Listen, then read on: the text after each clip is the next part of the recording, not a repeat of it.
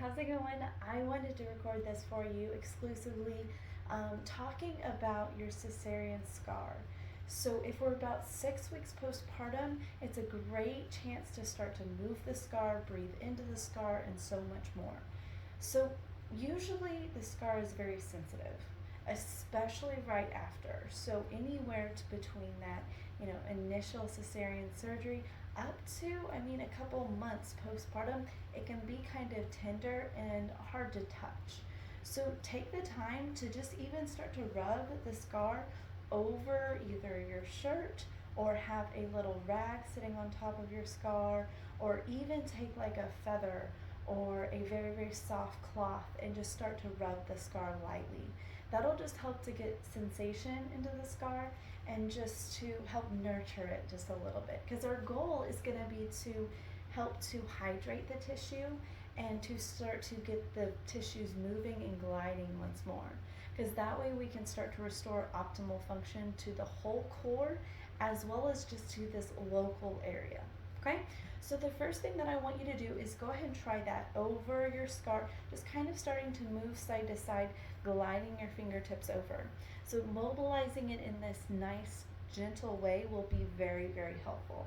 I'm going to come closer to the camera and show you. I have a little pen line drawn on my belly. I'm going to show you what you're going to start doing. So you'll see my little pen line right here.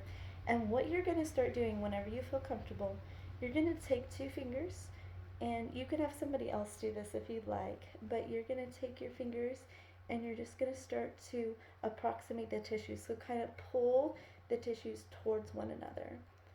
And you're just going to go all the way across the scar, trying not to pull the tissue away, but you're actually approximating the tissues and bringing the tissues together over the scar. Okay?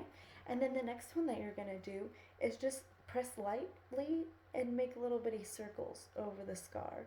And as you get more comfortable, start to make a little bit more pressure and a little bit of a bigger movement, okay?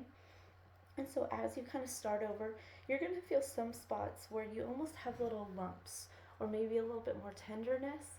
Let's tease that out a little bit more, okay? So kind of reside over those areas. There's going to be some areas where you don't really feel anything, and that's fine. Give it a little bit of love and move on, okay? So we're just going to go all the way across, and those 2 little releases is going to be the first thing that I want you to do for a couple weeks.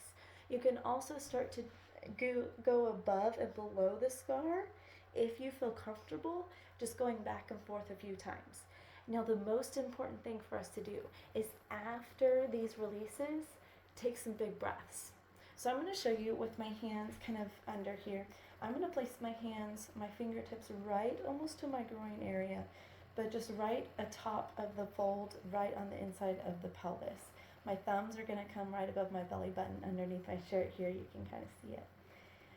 What I'm going to do is I invite you to close your eyes because it'll help you almost connect a little bit more because that connection has kind of been lost. So take this time, okay?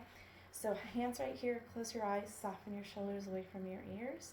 And I want you to try to breathe into your fingertips down here. So tuck them underneath your shorts or whatever you have on just below that cervical site and take some deep breaths. Try to send the air all the way down into your pelvis. I sometimes imagine kind of like you're filling a fishbowl with water. So you're sending all that air into your pelvis, filling it out to the sides all the way up, okay? So as your eyes are closed and you're sending that air all the way down, try to fill the air all the way down into your fingertips.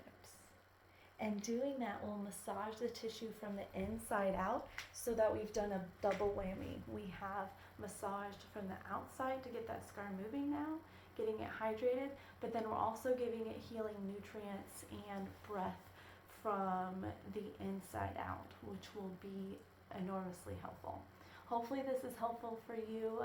Feel free to follow up with any questions.